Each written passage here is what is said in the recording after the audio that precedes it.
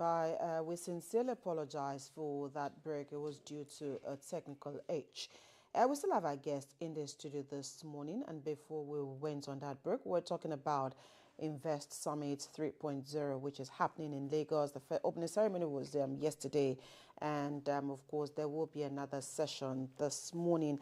Our guest is in the studio, and before that, I was asking him how deliberate Lagos State government is at ensuring that Lagos becomes a 21st century economy. And with this Invest Summit, are we saying that we're open to doing more business here in Lagos? That's a good question. Just like I said earlier on, the Lagos State is the economic heartbeat of Nigeria and one of the fast growing commercial hub in Africa, right? And Lagos State has done herself very good that our GDP alone is estimated to be much more than several African countries, right? And when you look at this, we have the Lagos State, it has strategically positioned itself in terms of ease of doing business. We have a streamlined land administration process, so there's no issue in terms of land processing and owning land. And also we have there's an initiative which is called Investment Promotion Initiatives, which help a lot of investors to come in. And you can't be in an environment where you have a lot of bureaucracy in getting linked to the government. So the government has also digitalized the government services. And not only so, you have the Lagos itself. Its population is massive. You see a lot of people trooping into Lagos. Even governors of some states, they have their abode in Lagos, right? So the population in Lagos is over 20 million, and the middle class are fast growing. And as they're fast growing, there is high level of demand of goods and services. And you will not, and investors will not thrive in an environment where there are no infrastructures. And Lagos State has done well in terms of infrastructure. When you look at the Lekki Deep Sea Port, it's a good infrastructure there. And you also look at the Lagos Rail. The Lagos Rail Mass Transit project that is ongoing. You see the ongoing road expansion here and there.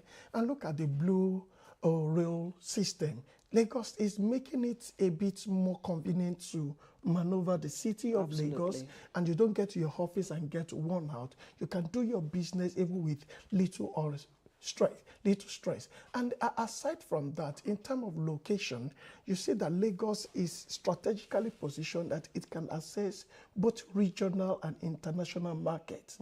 How do I mean? You look at the major seaport is in Lagos. The major airport is in Lagos. So Lagos itself has done itself well by strategically positioning itself and put a lot of infrastructure in place. They even have an alignment with the police to ensure that we have the squad at different locations before anything, before there could be a mayhem, there will always be a trigger. So you make Lagos a bit safe for people to live and investors to come in. Okay, aside from what you have stated just now, I also want you to align your conversation this morning together with what Mr. Governor said yesterday, and I'm quoting Mr. Governor now. He said that the vision for Lagos is to become a human-centered global city by 2050, powered by investment and infrastructure, technology, and human capital development. So from what you have seen so far over the years, are we dotting the I's, crossing the T's to actually actualize some of the things that Mr. Governor stated in here? That's fine. One of the things you also look at it that in terms of staff welfare, the state is doing well for our staffs, right? One of the states that is not owing their staff salary is Lagos State. And this is one of the best motivation for staff.